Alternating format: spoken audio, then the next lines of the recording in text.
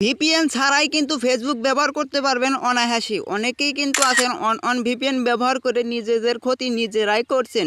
Facebook page এবং profile কিন্তু ৮২টিরও বেশি বাংলাদেশে রিমুভ করে দিয়েছে ফেসবুক কোম্পানি। আপনার ক্ষেত্রেও কিন্তু হতে পারে এই সমস্যাটি।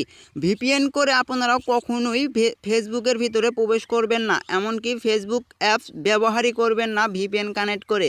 ভিপিএন ছাড়া আপনারা কিভাবে ব্যবহার করবেন আজকের এই ভিডিওটির মাধ্যমে আমি আপনাদেরকে দেখিয়ে দিব।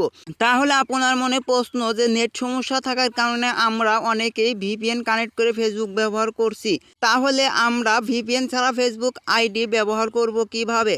সেই জন্য আমি আপনাদের জন্য আজকের এই ভিডিওটি নিয়ে এসেছি। ভিপিএন ছাড়াই কিন্তু ফেসবুক প্রোফাইল এবং পেজ কিন্তু ব্যবহার করতে পারবেন অনায়াসেই। ভিডিওটির মূল কাজে যাওয়ার আগে আপনার কাছে ছোট্ট একটি রিকোয়েস্ট থাকবে, আপনি যদি আমার এই চ্যানেলে নতুন হয়ে থাকেন তাহলে অদমে চ্যানেলটা সাবস্ক্রাইব করে পাশের বেল আইকনটি প্রেস করে এরকম ইন্টারেস্টিং ভিডিও পাওয়ার জন্য।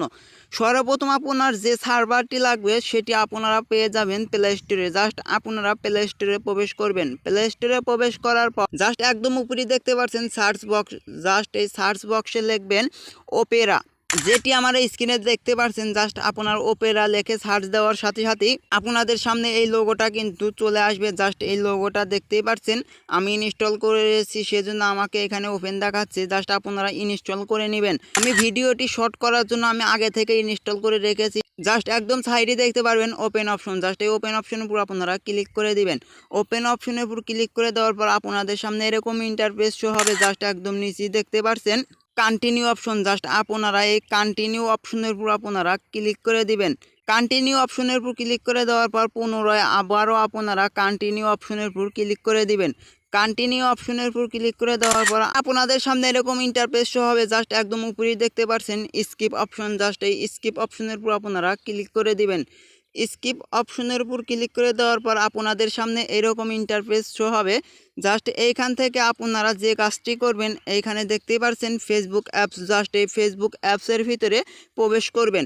ফেসবুক অ্যাপসের ভিতরে প্রবেশ করার পর কিছুক্ষণ ওয়েট করতে হবে। জাস্ট দেখতেই পাচ্ছেন বন্ধুরা, আমাদের সামনে কিন্তু এরকম ইন্টারফেস শো হয়ে গেছে। আপনাদের ফেসবুক আইডি কোন জিমেল অর্থাৎ পাসওয়ার্ড দিয়ে খুলেছিলেন সেই নাম্বার অথবা ইমেল অ্যাড্রেস দিয়েও আপনারা লগ ইন করে নেবেন। জাস্ট আমি লগ ইন করে নিচ্ছি। দেখতেই পাচ্ছেন ভিউয়ার্স, আমার কিন্তু নাম্বার এবং পাসওয়ার্ড দেওয়া শেষ হয়ে গেছে। আপনারা পাসওয়ার্ড এবং ফোন নাম্বার দেওয়ার পর আপনারা একদম নিচেই দেখতে পারবেন লগ ইন অপশন, জাস্ট এই লগ ইন অপশনের উপর আপনারা ক্লিক করে দিবেন। লগ ইন অপশনের উপর ক্লিক করে দেওয়ার পর জাস্ট একদম সাইটে দেখতে পাচ্ছেন লেখা উঠেছে সেভ এবং নট নাও। জাস্ট আমি নট নাও করে দিলাম। আপনারা চাইলে সেভও করে রাখতে পারেন, পরবর্তীতে লগ ইন করতে আপনাদের সমস্যা যেন না হয়। জাস্ট এখানে বেশ কিছুক্ষণ লোড নিবে। লোড নেওয়ার পর আপনাদের সামনে দেখতেই পারছেন ভিউয়ার্স, আমি যখনই লগ ইন করলাম সেমভাবে কিন্তু আমাকে এই ফেসবুক অ্যাপসের ভিতরে প্রবেশ করিয়ে দিয়েছে। দেখতেই পারছেন আমি কিন্তু ফেসবুক অ্যাপসের ভিতরে সকল ধরনের কাজ করতে পারবো। জাস্ট এখানে দেখতেই পারছেন স্টোরিগুলো কিন্তু শো হয়ে গেছে। জাস্ট এখান থেকে যদি আমি ভিডিওর ভিতরে ক্লিক করে দিই, জাস্ট এখান থেকে দেখতেই পারছেন আমি কিন্তু লাইভও এবং ফর ইউ ভিডিও কিন্তু দেখতে পারবো। জাস্ট এখানে কিন্তু ভিডিওগুলো শো হয়েছে। আপনারা আগে যেভাবে ফেসবুক অ্যাপসের ভিতরে ব্যবহার করেছিলেন সেমভাবে আপনারা কিন্তু ব্যবহার করতে পারবেন। এমনকি আপনারা অনেকেই ফেসবুক পেজে কিন্তু এই ব্রাউজার দিয়ে ফেসবুক পেজে ভিডিও আপলোড করছে। যারা জানে না তাদের জন্য আজকের এই ভিডিওটি।